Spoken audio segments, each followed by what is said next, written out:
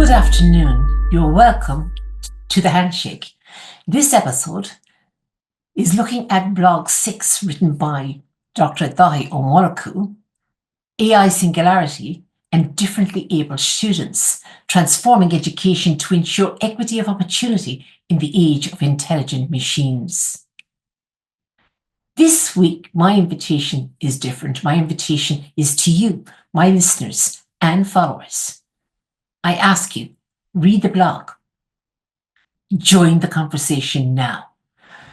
AI is not a concept that is way out there. It has already infiltrated your life on every level. It has infiltrated your children's lives, with Gen Alpha, those born from 2010 onwards, being the generation who only know an AI-powered life. That infiltration into all of our lives will deepen and manifest itself in ways unimaginable. So for society in general, when it comes to discussing AI, I contend that fear of going there is not a wise choice. Let's define fear in this context. Fear is the untested imagination's resistance to potential, dressed up as radical concern. This definition, I feel, captures multiple nuanced aspects of fear in the context of emerging technologies like AI. Untested imagination, well, it suggests our fear stems from what we haven't yet experienced or understood. Resistance to potential, it implies we're actually afraid of radical change and of the possibilities it brings. Dressed up as a rational concern hints that our fear often masquerades as logical arguments when they're fundamentally emotional responses to the unknown. So the definition resonates with the blog's exploration of AI singularity, where fear of technological disruption could prevent us from seeing transformative opportunities, especially for differently abled students, workers, individuals.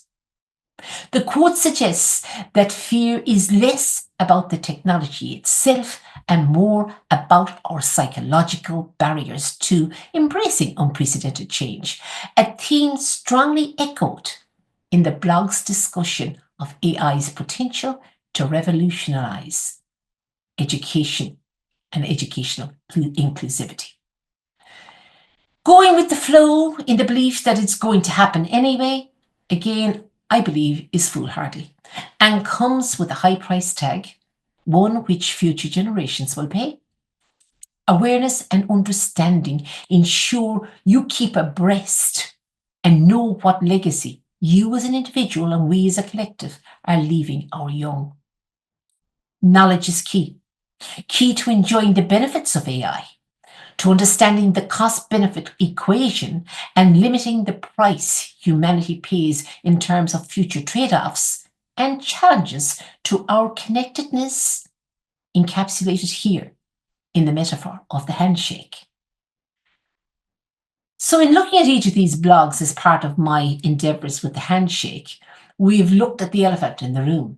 And the elephant in the room this week, I feel, it brings to mind Gen Alpha, those born after 2010. It's young, it's wide-eyed, it's full of wonder and expectation. It's in need of guidance and direction.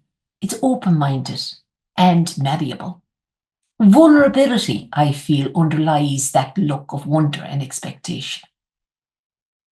Holding that picture in mind, think, how can we, Gen Z, Millennials, Gen X, and the baby boomers, how can we guide if we ourselves are not engaging and upskilling in AI, in understanding what it means and its potential impact for the good?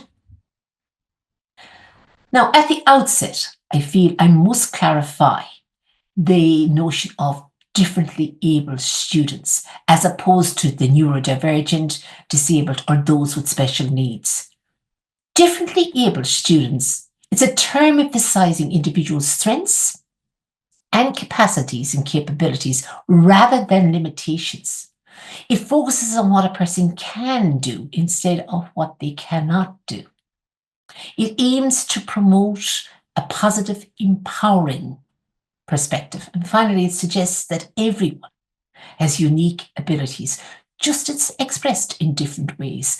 Now, it brings to mind Temple Grandin's proposal that different abilities are not about what you can't do, but about the incredible, unique ways you can reimagine doing things.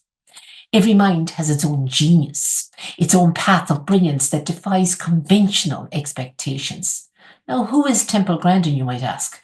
Well, she's a renowned professor, author, and advocate who is herself on the spectrum. She embodies the concept of differently abled, showcasing how neurodiversity and different cognitive approaches can be a source of strength, innovation, and unique perspective rather than a limitation. So in looking at Dahi's blog, I thought it best to just approach it with 5 key questions for you. 1. AI singularity is presented as a potential game changer for differently abled students who become the differently abled employees of the workspace of tomorrow. How can AI break through traditional barriers that have long challenged students and workers with diverse abilities? Secondly, there's a fascinating tension in the abstract of this blog, a tension between technological potential and preserving human agency.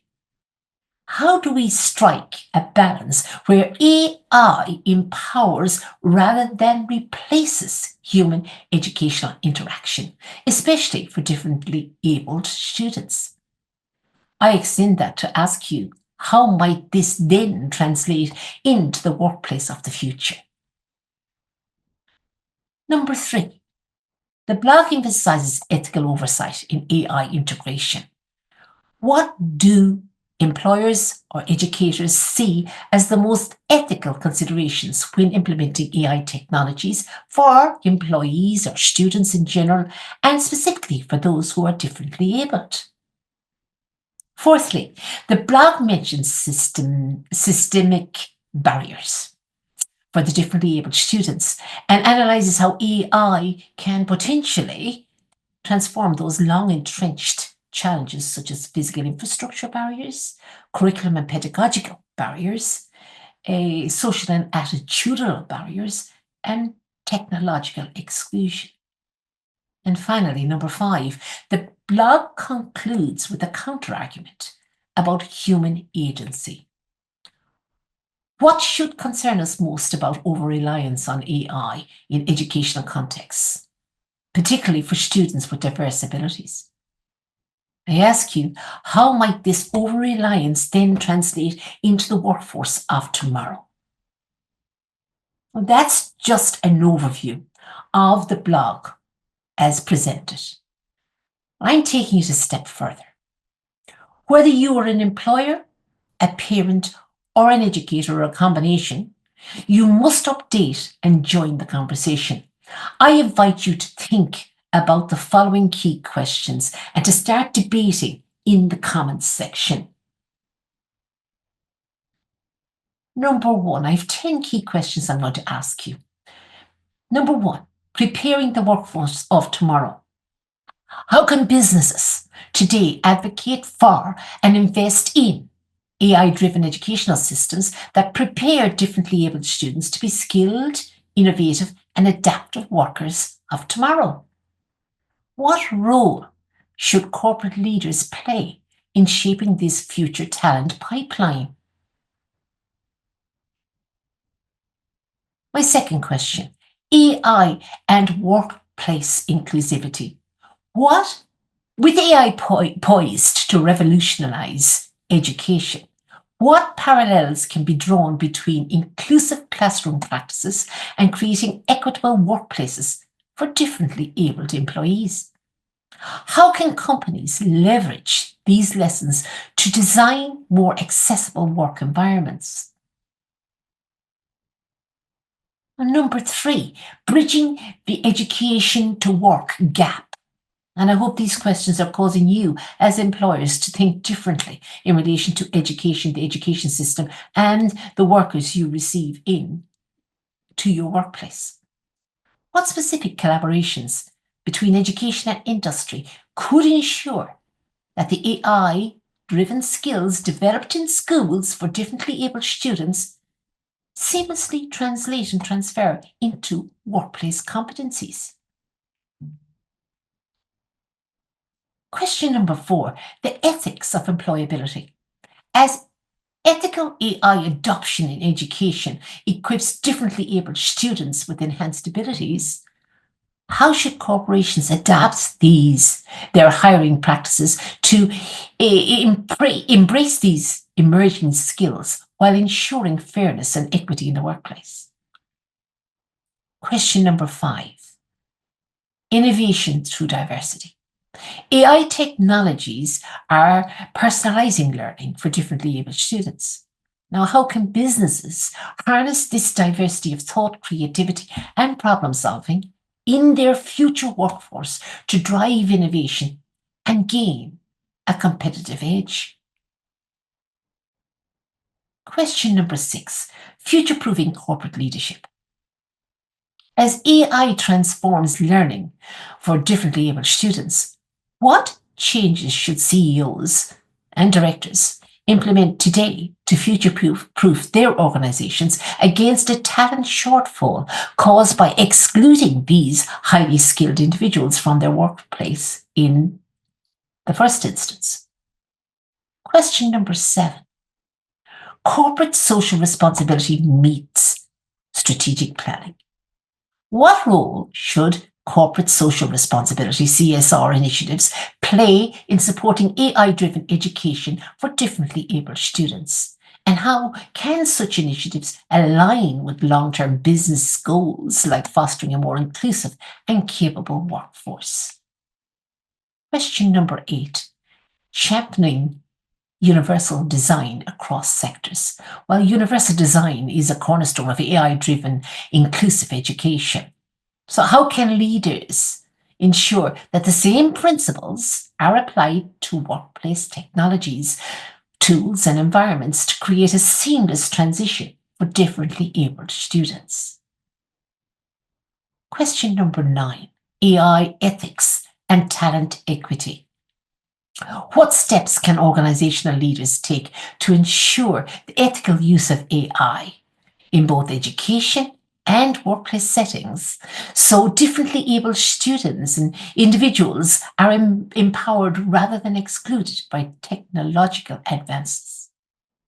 And finally, question number 10, reimagining the future of work. Imagine the year 2040, where today's differently abled students are now integral parts of the workforce. What kind of workforce or workplace culture, policies, and leadership will be needed to maximize their contribution and ensure sustained equity in an AI-dominated world? These are 10 thought-provoking questions. Come back with your opinions. Be very interesting. Now, as an organizational psychologist and educationist, I argue that these questions they aren't just questions. They're an invitation to reimagine education and workplaces, not as a technological optimization problem, but as a profound human awakening. The most sophisticated algorithm will never replace the unpredictable, beautiful complexity of human potential. So I'll conclude with Dai's quote from Stephen Hawking. Concentrate on the abilities your disability doesn't hinder, and don't dwell on the things it interferes with. Be disabled physically, not in spirit. And how do we transform that quotation from an individual's resilience to a systemic philosophy of education that will ultimately impact your workplace? Can AI truly be the bridge that shifts our perspective from limitations to limitless potential? And so I believe the handshake lives on. The true measure of our technological advancement will not be found in the sophistication of our AI, but in our capacity to use intelligence, be that human or artificial, as a profound act of empathy, connection, and collective becoming. This is not just a technological challenge. This is a deeply human invitation. What do you think? Thank you for listening.